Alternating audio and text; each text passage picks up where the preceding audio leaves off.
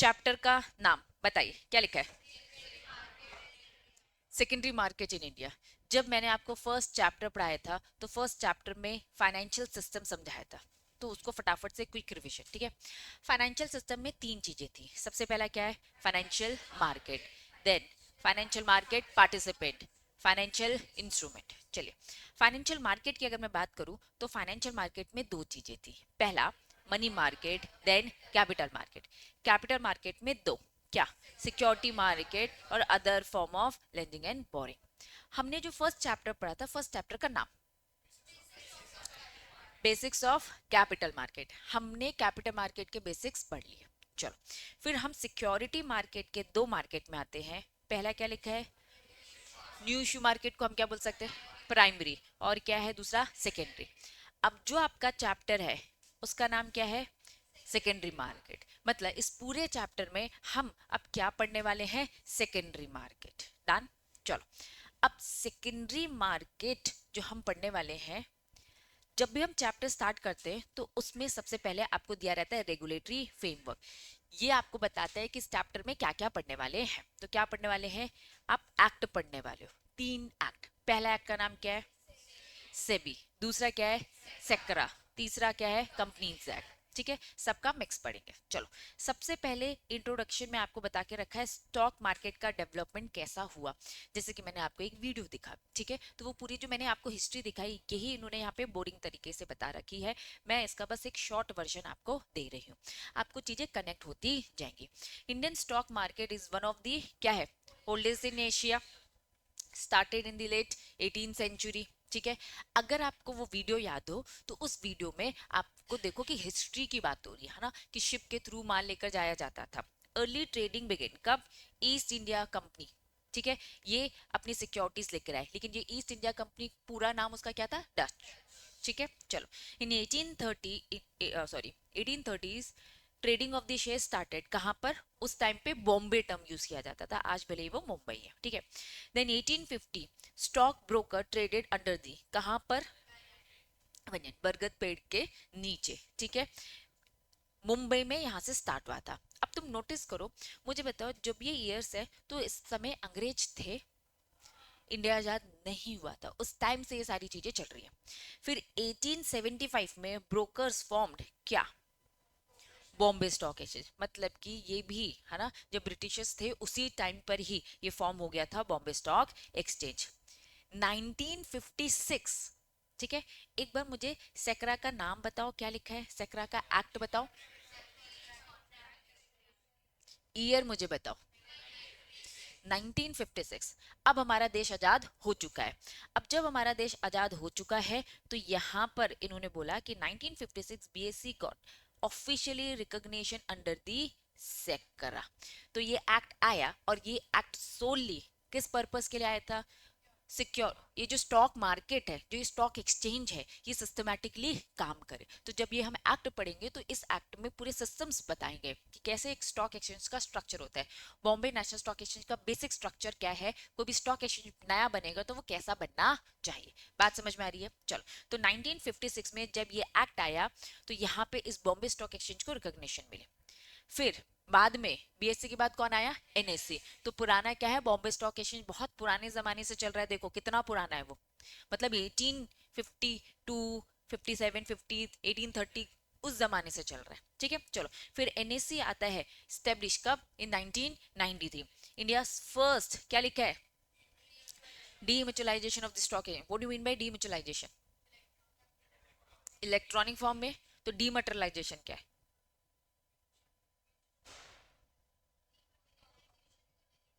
Good. तो डीम्यूचुअलाइजेशन कैसे digital हो सकता है? डिजिटलाइजेशन तो पता है, डीमटेरियलाइजेशन ठीक है, ये वो नहीं है।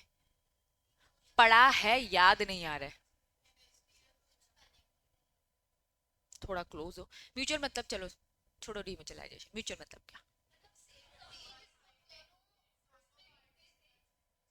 म्यूचुअल मतलब साथ में मिलकर काम करोगे, मैं तुम्हें एक प्रोजेक्ट दूंगी, साथ में मिलकर काम करोगे, म्यूचुअल।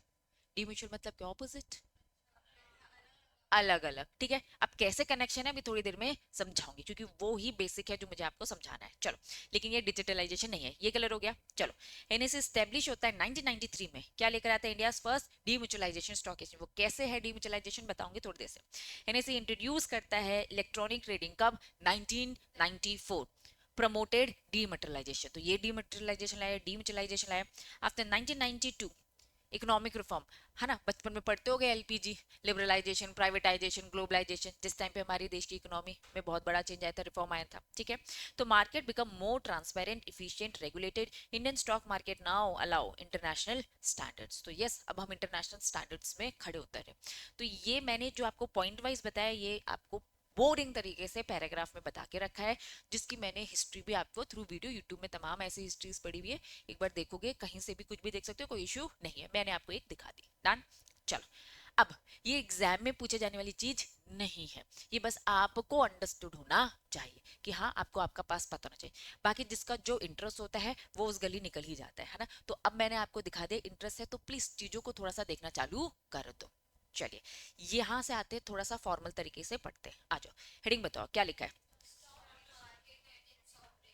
तो अब हम समझने वाले स्टॉक मार्केट और उसकी वर्किंग। सबसे पहले स्टॉक एक्सचेंज समझिए, what do mean by stock exchange. चलो, अगर मैं तुमसे पूछूं क्या है स्टॉक एक्सचेंज, बताओ क्या है स्टॉक एक्सचेंज। स्टॉक एक्सचेंज एक प्लेटफॉर्म है जहां पे क्या हो रही है, सिक्योरिटी की ट्रेडिंग हो रही है, ठीक है, डन। ये हो गई आपका मीनिंग। एक होता है मीनिंग, एक होता है डेफिनेशन। मीनिंग और डेफिनेशन में डिफरेंस समझते हैं। मीनिंग मतलब जो समझ में आता है ना, जो नॉर्मल इंसान को समझाया जा सकता है। फॉर एग्जाम्पल, तुम हो, है ना, कॉमर्स बैकग्राउंड के स्टूडेंट, आपका दोस्त है भाई साइंस बैकग्राउंड का, उसको स्टॉक एक्सचेंज समझाओगे तो ऐसे ही समझाओगे भाई, है ना। अब डेफिनेशन तो बताने नहीं लग जाओगे, डेफिनेशन में लिखा है डीमटेरियलाइजेशन, डीम्यूचुअलाइजेशन, उसके तो बिल्कुल, है ना, समझ में ही आ जाएगा, अच्छे से ही आ जाएगा कि भैया कॉमर्स कुछ अलग है। वेरी गुड, है ना, साइंस वाले बच्चे को बिल्कुल नहीं समझ में आने वाला, है ना। गुड। चलो, तो दो स्टॉक एक्सचेंज की बात हो रही है यहाँ पे, बॉम्बे और नेशनल स्टॉक एक्सचेंज। आप अपनी बुक में भी पढ़ोगे तो ज्यादातर इन्हीं का जिक्र कर रखा है, क्योंकि यही पॉपुलर है। आपको जो मैंने वीडियो दिखाई उस हिस्ट्री में आपको समझ में आया कि स्टॉक एक्सचेंज भी पहले बहुत हुआ करते थे लेकिन धीरे धीरे बंद हो गए।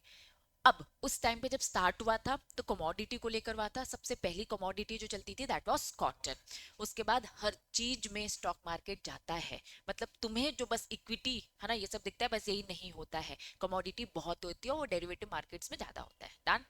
चलिए, अब स्टॉक एक्सचेंज की थोड़ी सी एबीसीडी समझनी बहुत बहुत बहुत जरूरी है, ठीक है। चलिए, स्टॉक एक्सचेंज समझ रहे, आओ कंसेप्ट को समझेंगे। BOI full form body of individual, body of individual. जहां कहीं भी लीगल लैंग्वेज में इंडिविजुअल आता है, इसका मतलब क्या है, ह्यूमंस, इंसान। इंडिविजुअल आ गया ना तो इंसान की बात हो रही है, ठीक है। अब अक्सर पर्सन भी आता है, पर्सन बहुत वाइडर टर्म है, इसमें इंसान भी आता है, इसमें आर्टिफिशियल बॉडी भी आती है, क्या ये बात समझ में आ रही है। लेकिन अगर इंडिविजुअल टर्म बोला गया ना, दैट मींस ह्यूमन बीइंग की बात हो रही है, इसके अलावा किसी और की बात नहीं हो रही। अब जब मैं बोल रही हूँ बॉडी ऑफ इंडिविजुअल्स, इसका मतलब क्या, ग्रुप ऑफ इंडिविजुअल। तुमको तुमको साथ में मैं क्या बोलूंगी, ग्रुप ऑफ इंडिविजुअल्स। क्या ये बात समझ में आ रही है। मैंने बोला इस ग्रुप में मेरा एक इंस्टीट्यूट भी है, तुम लोग भी हो, और ये एक आर्टिफिशियल बॉडी भी है। तो अगर ये आर्टिफिशियल बॉडी आपके साथ है तो अब क्या मैं बॉडी ऑफ इंडिविजुअल्स बोलूंगी, नहीं, इसे मैं क्या बोलूंगी, एसोसिएशन ऑफ पर्सन बोल सकती हूँ। पर्सन एक वाइडर टर्म है, पर्सन में सब आता है, ठीक है। तो प्लीज ध्यान रखना बॉडी ऑफ इंडिविजुअल्स का मतलब इंडिविजुअल। चलिए, अब थोड़ा सा समझेंगे। अभी अगर हिस्ट्री की बात करूं तो भैया बरगद के पेड़ के नीचे से शुरुआत हुई थी, ठीक है। अब बरगद के पेड़ के नीचे मैं खड़ी हूँ, मैंने कहा यार ये शिप ये लौट जाने वाला है, बहुत पैसे की जरूरत है, बताओ कौन कौन इन्वेस्ट करने में, है ना, इंटरेस्टेड है। इन्होंने बोला दीदी हमें, ठीक है। तो मैंने एक पेपर इनको दे दिया कि लो पेपर पकड़ो, ये प्रूफ है तुमने इतना पैसा दिया। अब जब शिप लौट कर आएगा, ठीक है, जो भी उसने वहां पे बिजनेस किया, जो भी माल लेना देना हुआ, उसका प्रॉफिट पूरा कैलकुलेट होगा और उस प्रोपोर्शन में आपको अच्छा खासा प्रॉफिट मिल जाएगा। इसी तरीके से शुरुआत हुई थी। डन। अब समझना, धीरे धीरे धीरे लोगों को ये पता चलने लगा भैया ये एक मार्केट है जहां पे जिनको पैसे की जरूरत है, इन लोग को पैसे की जरूरत है, तो इन्होंने मुझ स्टॉक एक्सचेंज को अप्रोच किया कि भैया मेरी कंपनी के भी शेयर्स है, प्लीज हमें पैसे की जरूरत है, ये शेयर्स इन पे फ्लोट कर दो, तो ये लोग यहाँ पे ये शेयर्स खरीदेंगे और बदले में हमें भी पैसा मिलेगा, हम बिजनेस करेंगे, वापस उनको डिविडेंड देंगे। इसी तरीके से चलता है। डन। समझना, अब मैं एक अकेला तो हूं नहीं, अब मेरी भी एक टीम बढ़ती जाएगी, ठीक है। Body of individual, body of individuals, क्या मैं बोल सकती हूँ अब स्टॉक एक्सचेंज में काम करने वाले लोग बढ़ गए, मैं अकेला अब काम नहीं कर सकता, 2 3 4 5 10 100 लोग की टीम हो गई फॉर एग्जाम्पल, ठीक है। अब एक कंपनी है जिनको पैसा चाहिए, एक दूसरा ग्रुप है जिनको पैसा लगाना है, समझना। इस कंपनी की सारी इंफॉर्मेशन मेरे पास है, ठीक है। मैं आसानी से करप्ट हो सकती हूँ, यस और नो? 100 लोग की टीम है, आसानी से करप्ट हो सकती है, ठीक है। मेरी स्टॉक एक्सचेंज की बात हो रही है, स्टॉक एक्सचेंज में मैं ही ब्रोकर, ठीक है, मैं ही owner, board of director, management में मैं ही बैठा हूँ, एम्प्लॉय भी मैं ही हूँ, रिपोर्टिंग भी मैं ही कर रहा हूँ, वर्कमैन ऑपरेशनल लेवल में भी जो भी है वो भी मैं ही कर रहा हूँ, और फाइनल डिसीजन मेकिंग भी मैं ही कर रहा हूँ। करप्ट होने के पूरे चांसेस, इनकी सारी इन्फॉर्मेशन मेरे पास, लीक करना तो आसानी से लीक कर सकती हूँ, इनका शेयर आने वाला है, ये होने वाला है, वो होने वाला है, क्या ये बात समझ में आ रही है? तो पूरे चांसेस है क्या होने के, इनसाइडर ट्रेडिंग, अंदर ही अंदर मैं इनकी पोल पट्टी खोल सकती हूँ, या फिर मुझे कुछ इनका गलत छुपाना तो मैं आसानी से इनका गलत छुपा सकती हूँ, और तुमसे तुम्हारे पास पैसा लगवा सकती हूँ, भैया बहुत अच्छी कंपनी, लगाओ लगाओ पैसा, कर सकती हूँ ना। या फिर पुराने जमाने में जाओ, शिप में जो माल जा रहा है बहुत अच्छा जा रहा है ना, झूठी तो बोलना है, पहले कहाँ इतना था कि भैया जाकर चेक करेंगे ये वो, अब तो फिर भी चीजें बहुत अच्छी होगी। मैं पुराने जमाने की बात कर रही हूँ, पुराने जमाने में कैसे काम होता था, एक बॉडी ऑफ इंडिविजुअल था, स्टॉक एक्सचेंज क्या था, बॉडी ऑफ इंडिविजुअल। मैं स्टॉक एक्सचेंज जो मैंने अभी एग्जाम्पल में बताया, 100 लोग की जो मेरी टीम है, ये बॉडी ऑफ इंडिविजुअल है, और सब लोग सारे काम कर रहे हैं, मैं ही ओनर हूँ, मैं ही बोर्ड ऑफ डायरेक्टर हूँ, मैं ही डिसीजन लेता हूँ, ऐसे ही हर कोई अकेला इंसान सारे काम कर रहा है, मतलब काम डिवाइड नहीं था, काम डिवाइड नहीं था। So systematically the work of body of individual को कन्वर्ट किया गया, ठीक है। दो चीजों में कन्वर्ट किया गया, सबसे पहली चीज, उसको एक कॉर्पोरेट, उसे एक कंपनी का फॉर्म दिया गया, ठीक है, जिसे हम बोलेंगे कॉर्पोरेटाइजेशन, कॉर्पोरेट। दूसरा क्या लिखा है, जो एक इंसान 100 काम कर रहा था, हमने क्या बोला, काम अब हम डिवाइड कर रहे हैं, अब म्यूचुअल होके काम नहीं करना, इकट्ठा होके 100 लोग इकट्ठा होके काम नहीं करेंगे, हर कोई हर काम नहीं करेगा, है ना। तो साफ इन्हें बोला गया कि भैया अब हम काम डिवाइड कर रहे हैं। कुछ लोगों को बोला भैया तुम्हारा काम ब्रोकर ही है, तुमको कंपनी की स्टॉक एक्सचेंज की सीक्रेट इंफॉर्मेशन नहीं मिलेगी। कुछ लोग को बोलते हैं भैया तुम्हारा काम फिक्स है, तुम मैनेजमेंट में बैठे, तुम्हें ये नहीं करना, तुम्हें नहीं। तो दैट वाज डीम्यूचुअलाइजेशन। अब मुझे बताओ कि डीम्यूचुअलाइजेशन समझ में आया? तो डीम्यूचुअलाइजेशन की अगर मैं बात करूं, तो दो चीजें की गई सिस्टमैटिकली, इनको सिस्टमैटिकली करने के लिए दो चीजें की गई। सबसे पहली चीज क्या की गई, कॉर्पोरेटाइजेशन, और दूसरी चीज क्या की गई, डीम्यूचुअलाइजेशन। कॉर्पोरेटाइजेशन का मतलब क्या है, अभी जो बॉडी ऑफ इंडिविजुअल, जो इंसान लोग काम करते हैं, इनको क्या बोला, भैया तुम एक कंपनी के रूप में आ जाओ, एक बॉडी कॉर्पोरेट बन जाओ। तो बीओआई को कन्वर्ट किया गया किसमें, इनटू कंपनी। तो अगर मैं आपसे पूछती हूँ what do mean by corporatisation, तो प्लीज आप मुझे बताओगे बॉडी ऑफ इंडिविजुअल को कन्वर्ट किया गया इनटू कंपनी में। क्या बात समझ में आ रही है? चलो नेक्स्ट, अब हम आते हैं डीम्यूचुअलाइजेशन। डीम्यूचुअलाइजेशन में सब लोग, वो 100 के 100 लोग क्या थे, स्टॉक एक्सचेंज के मेंबर थे, सब लोग सारे काम कर रहे थे। अब इन्होंने क्या किया, सब लोग सारे काम नहीं करेंगे, मेंबर्स को दो पार्ट में डिवाइड किया गया, इसी के ध्यान देना है, ठीक है। डीम्यूचुअलाइजेशन, पहले बताओ कॉर्पोरेटाइजेशन के ले रहे, वो तो सिंपल ही था। अब मैं डीम्यूचुअलाइजेशन समझा रही हूँ। मेंबर्स को दो पार्ट में डिवाइड किया गया, बोला एक तरफ कौन होंगे, मैनेजमेंट, और दूसरी तरफ कौन होंगे, ओनर। तो कॉर्पोरेटाइजेशन अगर मैं कंपनी की बात करूँ तो कंपनी में यही होता है, मेंबर अलग होते हैं और मैनेजमेंट अलग होता है। यहाँ इन्होंने बोला जो मेंबर्स को हमने दो पार्ट में डिवाइड किया है, जो हमने मेंबर्स को मैनेजमेंट में डाला है, उसे टेक्निकली बोर्ड ऑफ डायरेक्टर नहीं बोलेंगे। हम जब नॉर्मल कंपनी लॉ पढ़ते हैं तो वहां पे मैनेजमेंट में बैठने वाले को हम क्या बोलते हैं, बोर्ड ऑफ डायरेक्टर। यहाँ पे हम क्या बोलेंगे, गवर्निंग बॉडी। इस पूरे चैप्टर में अगर कहीं भी लिखा है गवर्निंग बॉडी, दैट मीन्स वो किसकी बात करे, स्टॉक एक्सचेंज के मैनेजमेंट में बैठने वाले बोर्ड ऑफ डायरेक्टर की बात करे। लेकिन उसे बोर्ड ऑफ डायरेक्टर में क्यों बोल रही हूँ, आपको समझाने के लिए। लेकिन technically board of director term use नहीं किया जाता है। क्या टर्म यूज किया जाता है, गवर्निंग बॉडी, याद रहेगा। चलो, तो स्टॉक एक्सचेंज के मेंबर्स जिनको मैनेजमेंट में डाला उन्हें बोला जाता है गवर्निंग बॉडी। अब इन्होंने बोला, कुछ को बोला गया ओनर। ओनर के दो बाइफर्केशन किए गए, ठीक है। पहला क्या बोला, डिसीजन मेकिंग ओनर बोला, ये एक्चुअल में मेंबर ही है सब मेंबर, है सब मेंबर, लेकिन कुछ को क्या बोलते हैं, तुम गवर्निंग बॉडी हो, और कुछ को क्या बोलते हैं, भैया आप लोगे डिसीजन, आप इंपॉर्टेंट डिसीजन लोगे, किस कंपनी को लिस्ट करना है, किस कंपनी को लिस्ट नहीं करना, आप लोगे डिसीजन मेकिंग, ठीक है। दूसरा फिर क्या बोल दिया, ट्रेडिंग मेंबर्स, ये एक्चुअल में ब्रोकर्स है। अब ये स्टॉक एक्सचेंज कैसे रन करेगा? भैया हमें ब्रोकर की जरूरत है। ब्रोकर भी तो कंपनी पकड़ पकड़ के लाएंगे, कंपनी का कोऑर्डिनेशन करवाएंगे। ब्रोकर ही है तो जो क्या करवाएंगे, इन्वेस्टमेंट में हेल्प करवाएंगे इन्वेस्टर्स की। तो यस, वो ब्रोकर्स भी कौन होते हैं? स्टॉक एक्सचेंज के मेंबर होते हैं। Bombay stock exchange, national stock exchange, इनके ब्रोकर्स यस मेंबर ही हैं उनके। लेकिन अब काम डिवाइड कर दिया गया है, दैट वाज डीम्यूचुअलाइजेशन। ब्रोकर्स को बोला भैया तुम्हारा काम है स्टॉक मार्केट को बढ़ाना, तो तुम इंटरमीडिएट का काम करो भैया। तुमको अब कंपनी की, फॉर एग्जांपल अगर रिलायंस कंपनी कह रही है भैया मैं लिस्ट होना चाहती हूँ, तो अब इनको इन्फॉर्मेशन, अब ब्रोकर को वैसे इन्फॉर्मेशन नहीं मिल रही है। क्यों? क्योंकि काम अब डिवाइड कर दिया गया।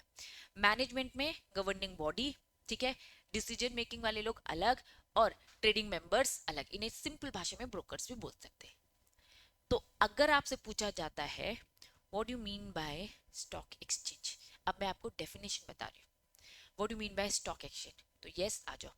Stock exchange body of individual था, ठीक है। डेफिनेशन को मैंने दो पार्ट में डिवाइड करी। एक डेफिनेशन मेरी पास्ट की है और एक है मेरी अभी प्रेजेंट। एक डेफिनेशन क्या है प्रेजेंट की? क्या है stock exchange? Stock exchange body of individual, जो आगे चलकर क्या हो गया, कॉन्स्टिट्यूटेड। इन्होंने कहा बिफोर, जब तक इसका कॉर्पोरेटाइजेशन डीम्यूचुअलाइजेशन नहीं था, तो स्टॉक एक्सचेंज क्या था, बॉडी ऑफ इंडिविजुअल। और अब ये बॉडी ऑफ इंडिविजुअल नहीं रहा, अब वो क्या बन चुका है, बॉडी कॉर्पोरेट बन चुका है।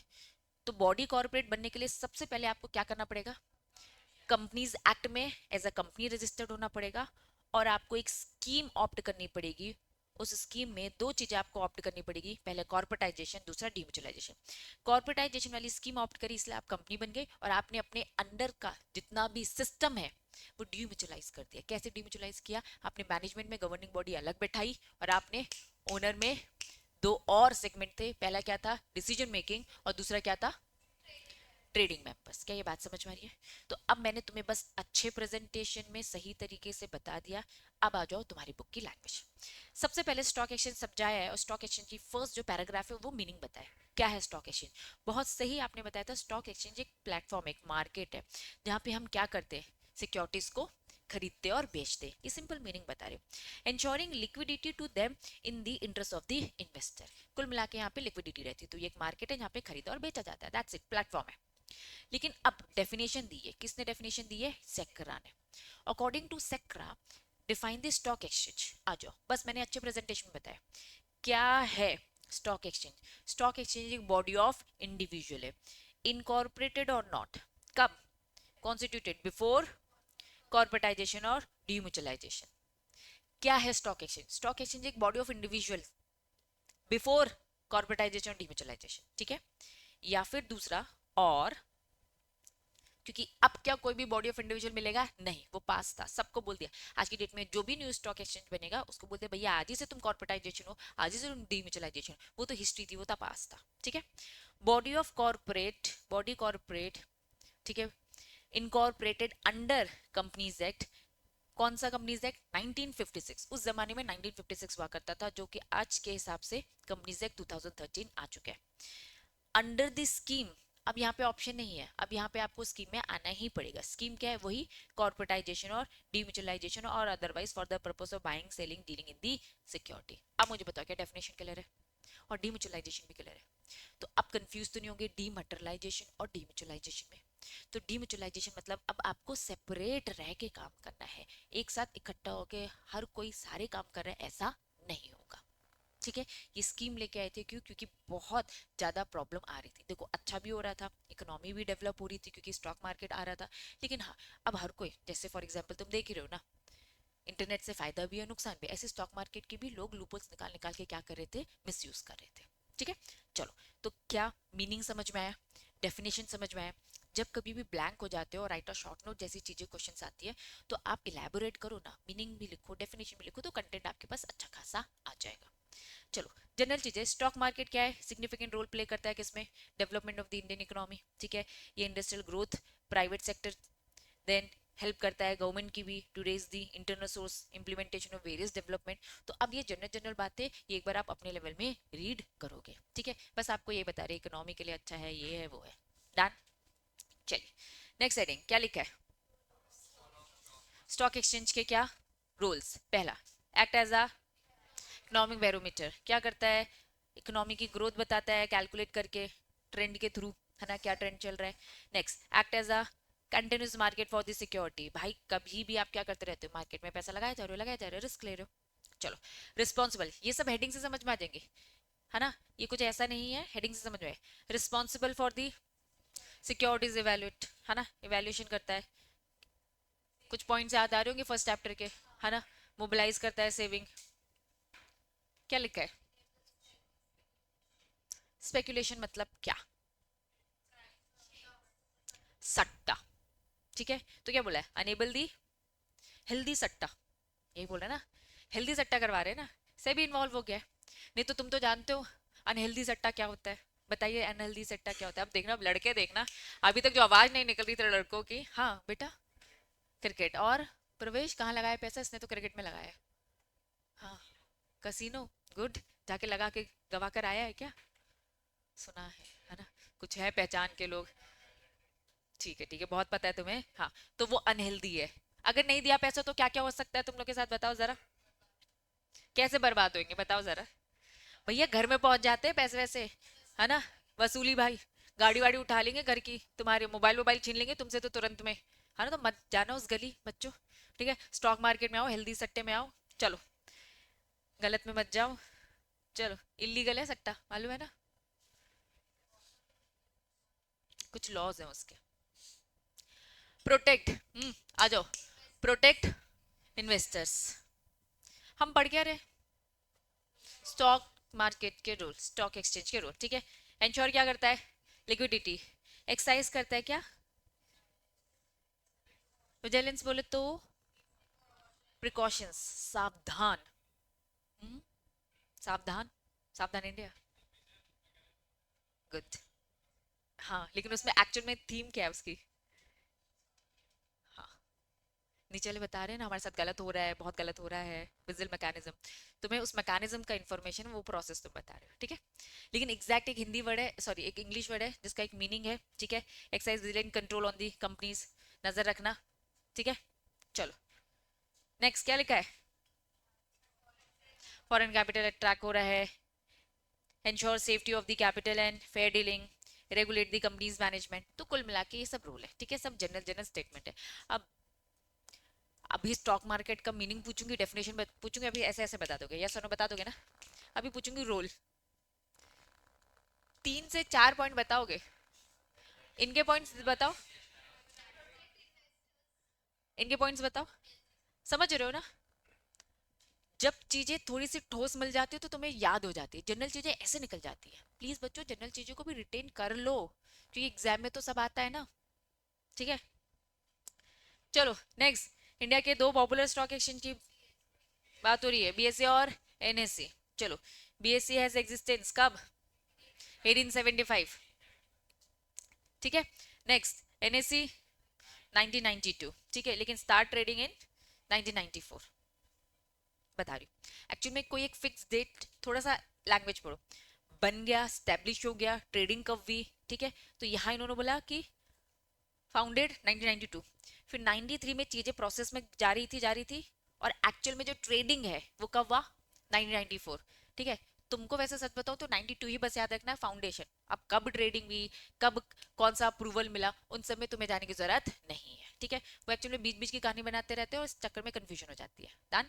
बस याद रखना, जब आपका एलपीजी आया ना, उसके बाद ही एनएससी आया, ठीक है, 1991 में। उसमें क्या हुआ कि भाई ये सब होना चाहिए, बाहर मार्केट में ये सब हो रहा है, तो हमारी भी चीजें सिस्टमैटिकली होना चाहिए। बीएससी तो ऑलरेडी था इंडिया में, ठीक है, तो एनएससी को सिस्टमैटिकली लेकर आए, ठीक। चलो, हाउएवर बोथ एनएससी और BSC start trading mechanism same, trading hour same, settlement process same. NSC systematically आ रहा था, बीएससी वीक हो रहा था, है ना, तो धीरे धीरे सारी चीजें कॉपी पेस्ट कर ली, किसने? बीएससी ने, क्योंकि बीएससी ज्यादा पुराना था, ज्यादा एक्सपीरियंस था, ठीक है, और बहुत लंबे समय से काम कर रहा था। एनएससी जब लेकर आए सिस्टमैटिकली तो वो जा रहा था, तो फिर इसने भी ऑप्ट कर लिया, बीएससी है आगे, ठीक। चलो, नेक्स्ट हेडिंग क्या लिखा है यहाँ पे? सेकेंडरी मार्केट का रेगुलेटर। पहले तो मुझे रेगुलेटर बताओ। रेगुलेटर वो होता है जो रूल्स रेगुलेशंस बनाता है, ठीक है। चलो, तो रेगुलेटर यहाँ पे आपके सेबी है ना, रेगुलेटर्स सेबी, ठीक है। चलो, तो यहाँ पर सेकेंडरी मार्केट में रेगुलेटर कौन है? सेबी ही है। इन्होंने कहा भैया सेबी तो है, लेकिन कौन कौन से लॉज लगते हैं सिक्योरिटी मार्केट में? ये लॉज लगते हैं सेबी का, सेबी एक्ट लगता है, कंपनीज एक्ट लगता है, सेक्रा लगता है, डिपॉजिटरी। याद करो from the first chapter, from the introduction, यही चार नाम देखते हो और यही सिलेबस में पढ़ने भी वाले हो, ठीक। चलो, आगे चल के उन्होंने बोला कि भाई पढ़ेंगे ना डिटेल में, ठीक है। आगे के जो चैप्टर है थर्ड फोर्थ फाइव, देखो फर्स्ट चैप्टर आपको कैपिटल मार्केट का बेसिक्स बता रहा है, अभी आपको सेकेंडरी मार्केट के बेसिक्स बता रहे हैं, इसके बाद ये आपको पूरा एक्ट बताएंगे। तो थर्ड चैप्टर सेबी पढ़ेंगे, ऐसे ही सेक्रा पढ़ेंगे, ऐसे ही डिपॉजिटरी एक्ट पढ़ेंगे, ठीक है। चलो, वेरी वेरी वेरी इंटरेस्टिंग। बताओ हेडिंग क्या लिखा है? चलो, क्या है ट्रेडिंग मैकेनिज्म? पहले तो मुझे बताओ डीमैटेरियलाइजेशन समझ में आता है? क्या होता है? फिजिकल को इलेक्ट्रॉनिक फॉर्म में कन्वर्ट करना। ये एक प्रोसेस होती है जिसमें फिजिकल सर्टिफिकेट इन्वेस्टर कन्वर्ट करता है किसमें? इलेक्ट्रॉनिक फॉर्म, क्रेडिट किया जाता है इन्वेस्टर के अकाउंट में। अब जो इन्वेस्टर का अकाउंट होता है वो कहाँ ओपन होता है? Depository participate. सिस्टम काम करता कैसे है, थोड़ा सा आज समझेंगे। ये आपका स्टॉक मार्केट है। पेन नहीं चल रहा है, 2 मिनट बच्चों। चलो वापस,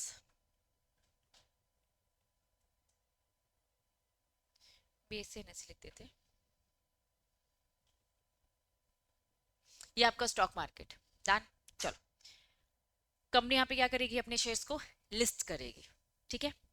अब फिर इन्वेस्टर यहाँ से लेगा, इन्वेस्टर तक इन्फॉर्मेशन जाएगी और इन्वेस्टर यहाँ पे खरीदेगा। लेकिन इतना डायरेक्ट नहीं होता है, ठीक है। बीच में कौन होते हैं? ब्रोकर्स होते हैं, ठीक है। सिंपल भाषा में ब्रोकर्स बोला जाता है, टेक्निकली हमें इसे क्या बोलते हैं? Depository participant. इसकी पूरी हिस्ट्री इसके पूरे चैप्टर में डिटेल में जाएंगे, तो बस यहाँ पे ये लोग ये टर्म यूज कर रहे हैं कि इन्वेस्टर के अकाउंट में है ना पूरा जो सेटलमेंट होता है पैसा, ठीक है, शेयर्स, इन सब का जो सेटलमेंट करवा रहा होता है वो डिपॉजिटरी पार्टिसिपेंट ही करवाता है। आपको जो डीमैट अकाउंट खोलना पड़ता है, वो डीमैट अकाउंट के लिए आपको इन्हीं को अप्रोच करना पड़ता है। तो आप डिपॉजिटरी पार्टिसिपेंट के पास जाते हो, जिन्हें आप ब्रोकर्स बोलते हो सिंपल लैंग्वेज में। ये आपका डीमैट अकाउंट ओपन कर कर देते हैं और आपके अकाउंट में जो भी शेयर्स आने हैं, पैसा आना चाहिए, जो भी है वो ये सब करवाते हैं, ठीक है। तो ट्रेडिंग मैकेनिज्म, आपने T+2 का कंसेप्ट सुना है क्या? क्या होता है T+2?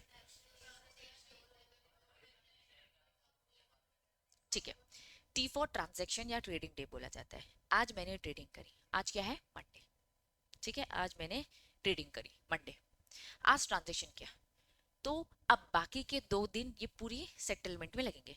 ये पुराना कंसेप्ट था, अब कंसेप्ट बदल चुका है। क्या आ चुका है? T+1। गुड, ये वर्किंग डे ही होता है। इसमें जितने भी हॉलीडेज होते हैं उसे एक्सक्लूड कर दिया जाता है, ठीक है। अब यहाँ फर्स्ट पैराग्राफ और सेकंड पैराग्राफ में थोड़ा कंसेप्ट समझेंगे, ठीक है। ध्यान दो, T+1 पहला पैराग्राफ बता रहा है T+1, और दूसरा क्या बता रहा है? T+0। ये पुराने उसमें नहीं है, ठीक है। पुरानी बुक मेरे ख्याल से बस तुम्हारे ही पास होगी ना बेटा, तो तुम थोड़ा सा देखना, है ना। तो यहाँ पे 2 चीजें हैं, मैं बस अच्छे प्रेजेंटेशन में आपको पहले रीड करवा रही हूँ, ठीक है। आ जाओ, सबसे पहले नॉर्मल सेटलमेंट जो अब T+1 आ चुका है, जो कि T+2 एक जमाने में हुआ करता था। Shares are traded online platform stock exchange, वो BSE NSE में ट्रेडिंग होती है, ठीक है। For the equity shares settlement T+1 की साइकिल होती है, जिसमें T ट्रेड डे बोल सकते हो, ट्रांजेक्शन डे बोल सकते हो, दोनों ही वैलिड टर्म है। टी रिप्रेजेंट करता है। 1 क्या होता है? नेक्स्ट, क्या लिखा है? Next working day. तो प्लीज ध्यान देना, वर्किंग डे, ठीक है। वर्किंग डे मतलब कि यहाँ पे जितने भी हॉलीडेज है वो सब स्किप हो जाते हैं। अब यहाँ पे एक और नया टर्म जो आप देख रहे हो क्या है? क्लियरिंग कॉर्पोरेशन, ठीक है। डिटेल में जाएंगे, अभी बस ये समझो कि क्लियरिंग कॉर्पोरेशन का काम है पूरा वो सेटलमेंट कराना, कंप्लीट करवाना, डिलीवरी जो ये नेक्स्ट डे है, मतलब आज ट्रांजेक्शन हुआ जो +1 का है, इसका काम होता है क्लियरिंग करवाता है, ठीक है। क्लियरिंग कॉर्पोरेशन ये भी एक कंपनी है जो ये काम करवा रही है। Delivery of the shares at the money on the next working day, ये पिक्चर के हीरो हो गए वो, जो पूरा सेटलमेंट करवा रहे हैं। लेकिन एग्जैक्टली क्या होते हैं, कैसे होते हैं, नेक्स्ट टॉपिक अभी आगे आने वाले वैसे ही है, ठीक है। चलो, तो क्लियरिंग कॉर्पोरेशन करवाते हैं। जितने भी हॉलीडेज होते हैं वो एक्सक्लूड कर दिए जाते हैं T+1 की। अगर मैं बात करूं, मान लो आपने खरीदा 1 अक्टूबर को और 2 अक्टूबर को छुट्टी होती है, ठीक है। तो आपने अगर 1 अक्टूबर को खरीदा और 2 अक्टूबर अगर छुट्टी है, तो मुझे बताओ क्या होगा। 3 अक्टूबर में आपका सेटलमेंट होगा। तो अगर कौन कौन से हॉलीडेज की बात हो रही है, bank holidays, exchange holiday. Exchange holiday कब होता है, सैटरडे संडे, आप जानते ही हो, ठीक है। सैटरडे संडे इन्होंने बता दिया। और जितने भी ऑलरेडी क्या होता है कि हर साल की एक लिस्ट आ जाती है कि भैया इस जैसे न्यू ईयर जैसे ही आता है तो कैलेंडर आ जाता है कि भैया इस साल तुम लोग अपनी होली दिवाली देख लेते हो, है ना। कब है होली बताओ जरा। देखा, देख रखा है सबने, है ना। 2 महीने की खबर अभी से पता है। कब है, 3 है कि 4 है, ठीक है। फोन में 4 दिखा रहा है, घर के कैलेंडर में। तो भैया हम अगर बॉम्बे स्टॉक एक्सचेंज, है ना, हाँ, हाँ, वो देखो यार, अनसर्टेनिटीज तो हर जगह ही है ना। वैसे जो हॉलीडेज है वो है, इसके अलावा जो भी होंगे वो अनसर्टेन रहते हैं, वो कभी भी जब भी आएंगे वो डिक्लेयर कर दिए जाते हैं, ठीक है। तो अब स्टॉक एक्सचेंज देख रहे हो तो किसका कैलेंडर देखोगे, अपने घर का कैलेंडर देखने वाले हो क्या तुम लोग। हाँ, कहाँ का देखोगे, इनका देख लेना भैया, स्टॉक एक्सचेंज का ये जो देंगे, ठीक है। घर के कैलेंडर मोबाइल मत देखना फिर। बहुत सारी चीजें दे दी जाती है, ठीक है, दिवाली वाली सब सब सारी चीजें। पूरी लिस्ट आती है, हर साल लिस्ट आती है। जैसे फॉर एग्जांपल कल को तुम वर्किंग में होगे, है ना, किसी कॉर्पोरेट एमएनसीज में काम, वो उनकी अलग अपनी लिस्ट रहेगी, है ना, सबका अपना हिसाब से रहेगा, उनका खुद का कैलेंडर, तो सब अपने अपने प्रेफरेंस दे देना। चलो, T+1 का कंसेप्ट समझ में आ गया। आ जाओ, अब क्या कंसेप्ट है, T+0। जीरो बोल दिया, दैट मीन्स मतलब क्या, आज ही क्या, आज क्या ऑन स्पॉट बोल सकती हूँ, प्रॉपर कैश में डीलिंग हो रही है ऑन स्पॉट। चलो, सेबी ने इंट्रोड्यूस किया, ये भी नया आया है, T+0 सेटलमेंट, जिसको क्या बोला है ना, बेटा वर्जन है बेटा, ठीक है, हिंदी वाला बेटा नहीं है, ठीक है। सब लेकिन ये सब बाद में अपडेट होंगे ना, अब हमें नहीं पता ना दिसंबर में स्ट्राइक हो जाएगी या नवंबर में। ये जब भी होंगे तो अनाउंस कर दिया जाता है और फिर उस हिसाब से चीजें प्लान की जाती है, ठीक है। चलो, बेटा वर्जन आया थ्रू दी सर्कुलर। सर्कुलर कब दिया गया था, 21 मार्च 2024 को सर्कुलर पास किया गया, ठीक है।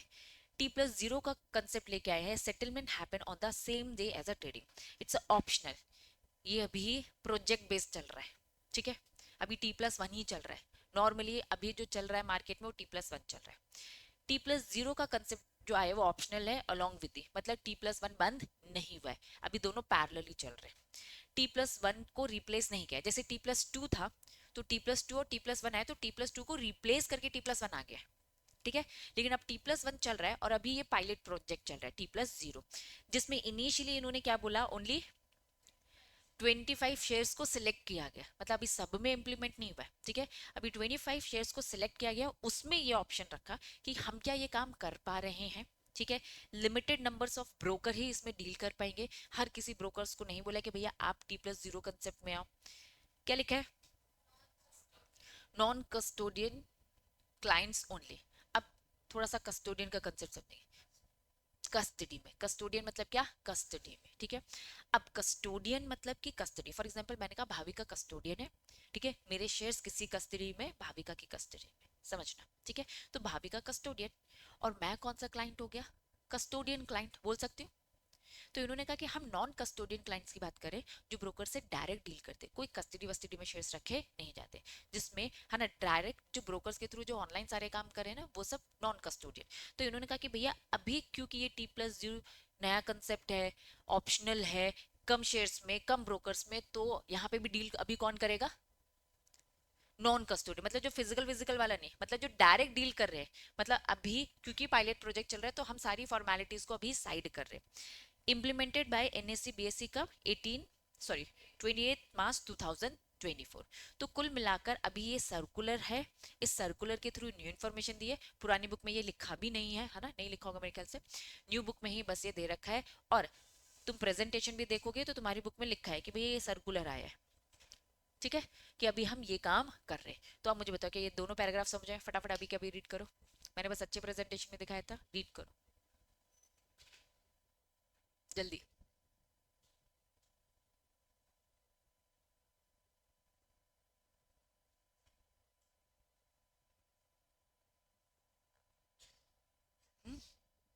Phone, college, final, final exam है, क्या है? अगर कल को पूछा गया T+1 और T+0 तो बता दोगे क्या है T+0? बताओ। और क्या बताओगे? Non custodian client, 25 listed company के शेयर्स को ले रखा है, और नया सर्कुलर आया एनएससी बीएससी ने, ऑप्शनल है 25 शेयर्स, है ना, ऑप्शनल है, ये तो बताओ, है ना, और ये रिप्लेस नहीं कर रहा है, ये अभी पैरेलली चल रहा है, ठीक है, तो कुछ इंपॉर्टेंट बातें बता दो। चलो नेक्स्ट हेडिंग क्या लिखा है? अब देखो क्या लिखा है, benefits of trading in demat form. अब ट्राई करेंगे खुद से, पहले खुद से ट्राई करो, मुझे पॉइंट्स बताओ। क्योंकि अब इलेक्ट्रॉनिक फॉर्म में हो रही है चीजें, डीमैट फॉर्म में हो चुकी है, ऑनलाइन फॉर्म में हो चुकी है, तो क्या बेनिफिट्स है बताओ? पेपर वर्क खत्म हो गया, ट्रांसपेरेंसी, क्विक, गुड, घर से, देखा तुमने वो, है ना, ऐसे चिल्ला चिल्ला कर, गला फाड़ फाड़ कर, है ना, पसीना पसीना हो जाते थे। गुड, और ग्लोबली हो सकता है, बस अच्छा प्रेजेंटेशन, ये जो तुम्हारा पैराग्राफ है ना, ये जो तुम्हें पैराग्राफ दिख रहा है, इसका अच्छा प्रेजेंटेशन, देखो क्या लिखा है, पहला इलेक्ट्रॉनिक फॉर्म है, next less time less cost है, फ्रॉड है, एरर्स रिड्यूस है, ये भी जानते हैं, खत्म नहीं कर सकते ना, कुछ भी नहीं, कहीं ना कहीं तो आ ही जाएगा, तो ये रिड्यूस हो गया, क्योंकि इलेक्ट्रॉनिक फॉर्म में हो तो फिजिकल चीजें, जैसे अभी हर्षद मेहता का जो भी मैंने स्कैम तुम्हें देखने को कहा है, उन समय फिजिकल चीजें हो रही थी ना, जिसमें टाइम लग रहा था, तो फ्रॉड होने के चांसेस ज्यादा थे। Anyone can trade from any location, बोला आप लोगों ने ये बात, orders are match failure on the price और टाइम पीरियोडिटी, कंप्लीट होता है ऑडिट ट्रायल। अभी देखो यहाँ पे ना ऑडिटिंग की बात हो रही है, अभी जाके हम डिटेल में ऑडिट भी समझेंगे कैसे होता है, इजी डिस्प्यूट रेजोल्यूशन हो रहा है। नेक्स्ट क्या लिखा है बोले तो? गुड, इज मेंटेन, बच्चों अननोन, अननोन तरीके से, है ना, कोई भी अपना बिना नाम बताए, है ना, इंफॉर्मेशन दे सकता है, और उसकी जो आइडेंटिटी है किसी को भी डिस्क्लोज नहीं की जाएगी, तो buyer seller identity not reveal. तो यस, डीमैट फॉर्म में होने के ये फायदे, फिजिकल फॉर्म में आ रहे तो भैया देने वाले को तो देख लिया ना, पता चल गया कौन खरीद रहा कौन बेच रहा है, यहाँ पर कुछ नहीं पता चलता, तो थोड़ा सा फेयर तरीके से चीजें जा पा रही है, बात समझ में आए? तो ऑल दीज आर बेनिफिट्स। अब मुझे बताओ नेक्स्ट हेडिंग, ये बस मैंने बच्चों पॉइंट वाइज बताया, तुम्हारी बुक में बस ये क्या है, पैराग्राफ फॉर्म में, ठीक है, तो यस प्लीज हो सके जितना हो सके चीजों को पॉइंट वाइज कन्वर्ट करो।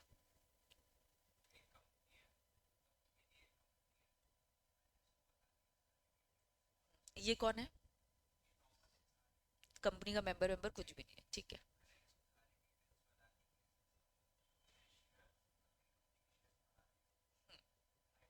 बिल्कुल होता है,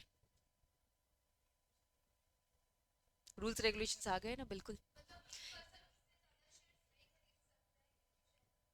बहुत सारे सिस्टम्स बने हैं, अभी ओवर द पीरियड तुम लॉ अभी पढ़ रहे हो, तो तुम ही वो जो लॉ लगा रहे हो स्कैम्स को कम करने के लिए, देखो कम ही हो सकता है, खत्म नहीं हो सकता, ठीक है, अगर तुमने फोन में कॉन्वर्सेशन करी है तो निकाला जा सकता है, मैसेज के थ्रू ईमेल के थ्रू बात किया तो निकाला जा सकता है, तो लोग प्रेफर करें भैया घर पे जाके बात कर लेंगे, इसमें क्या है?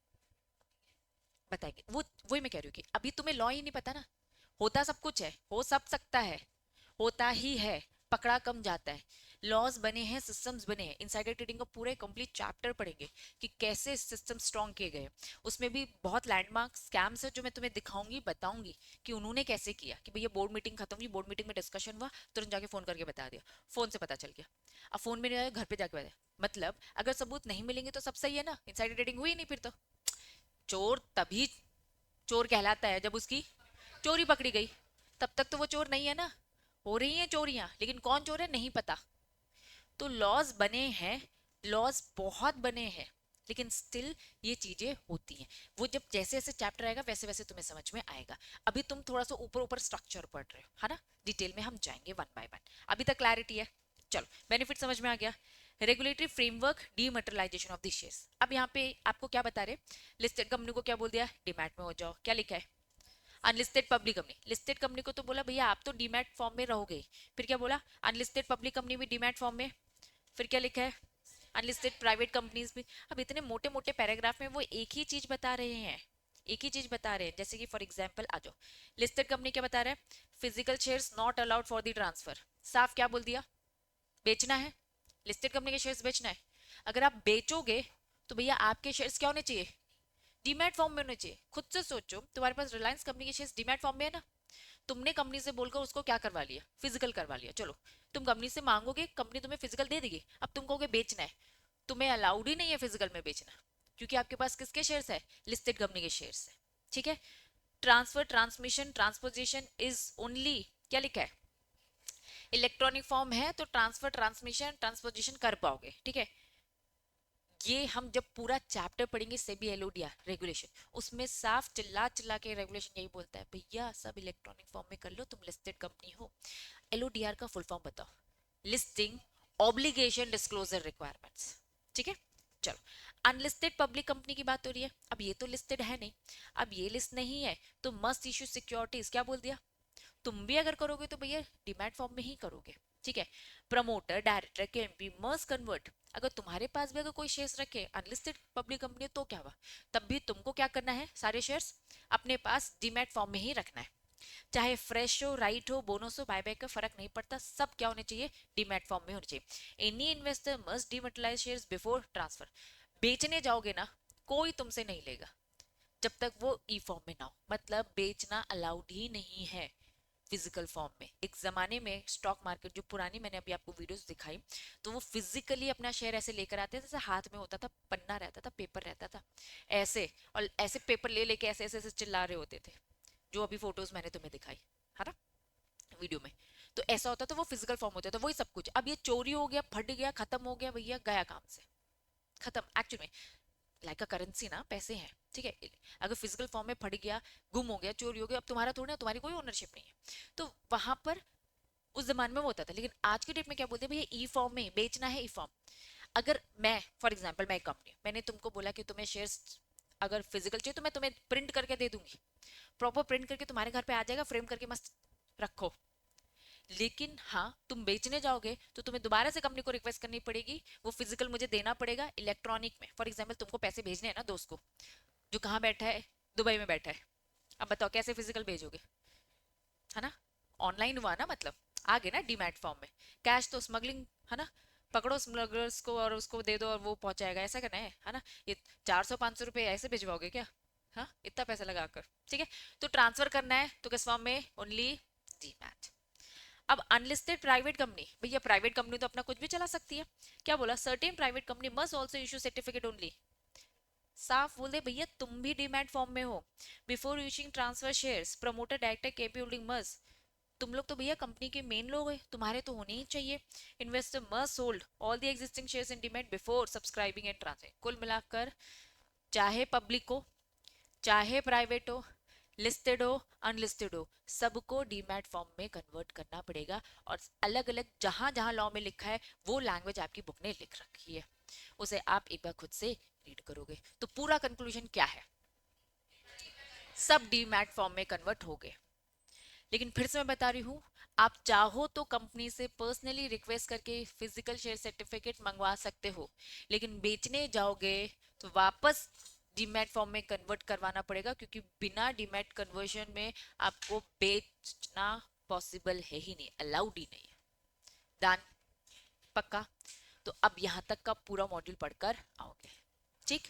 चलो, तो यहाँ सभा को करेंगे, हाँ हाँ, सम